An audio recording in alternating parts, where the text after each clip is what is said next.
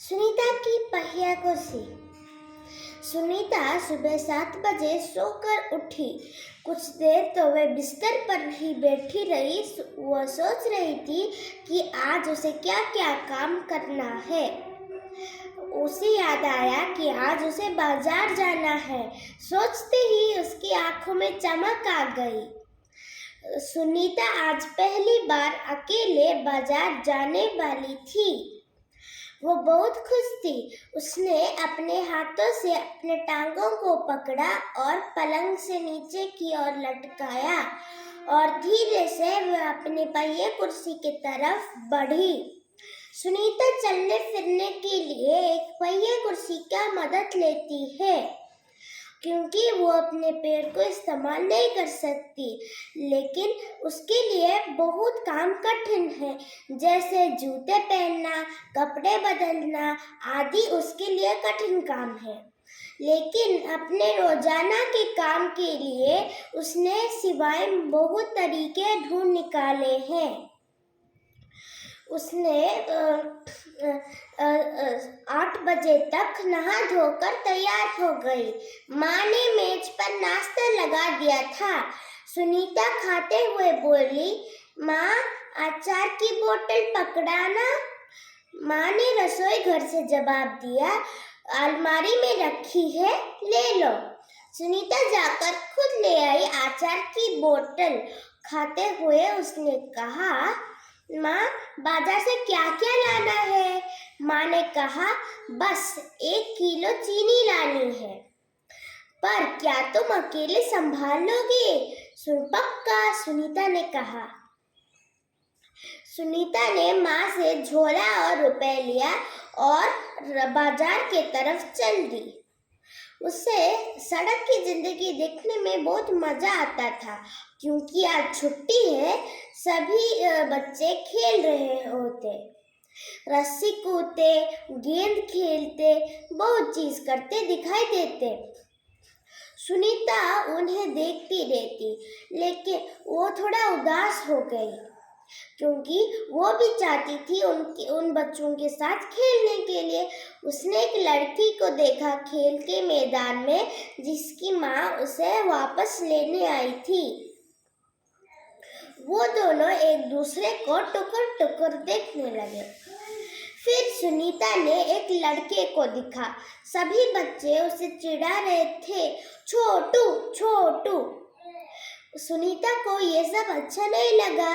वो लड़का बहुत छोटा था कद में, इसीलिए सभी बच्चे उसे छोटू छोटू बुला रहे थे। सुनीता को ये सब अच्छा नहीं लगा। वो वहां से चल पड़ी। बाजार पहुंचने के बाद उसने देखा उसे कुछ सीढ़ी को पार करना पड़ेगा। उसके लिए ये कर पाना बहुत कठिन है। आसपास के लोग बहुत जल्दी में थे। अचानक जिस लड़के को छोटू छोटू बुला रहे थे, वो सुनीता के सामने आ गया। उसने पूछा, क्या मैं तुम्हारी कुछ मदद करूं?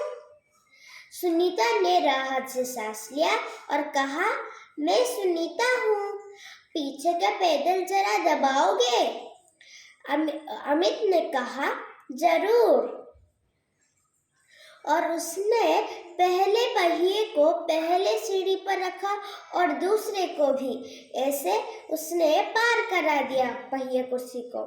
सुनीता ने अमित से धन्यवाद कहा और कहा, शुक्रिया, अब मैं ऊपर खुद जा सकती हूँ।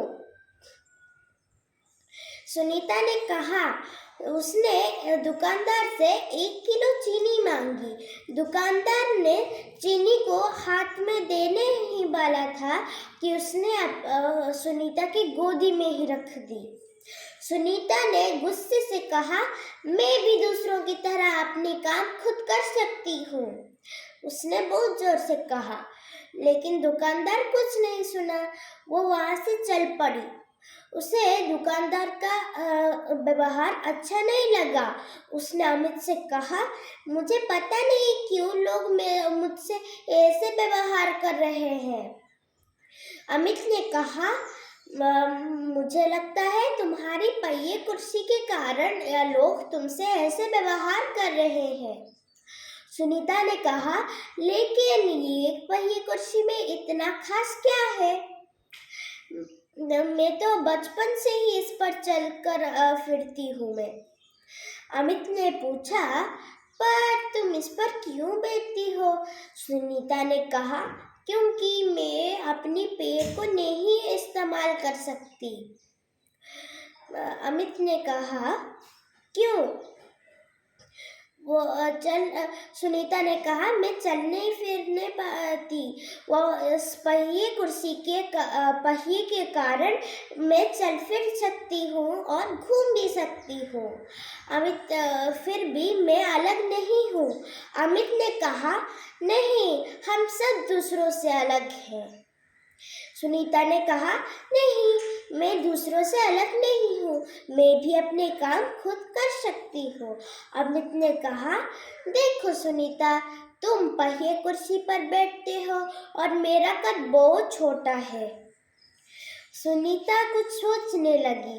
अमित ने धीरे धीरे से पहिए कुर्सी को खसाया और सुनीता को फिर से वो लड़की, खेल के मैदान की लड़की दिखी। उसने इस बार कुछ नहीं कहा। अमित ने पहिए कुर्सी के पीछे चढ़ गया और वो तेजी से रास्ते पर चल रहे थे। वो लड़की भी उनके साथ दौड़ने लगी।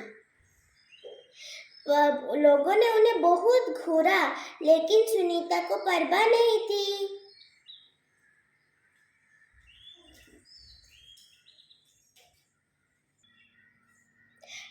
इस स्टोरी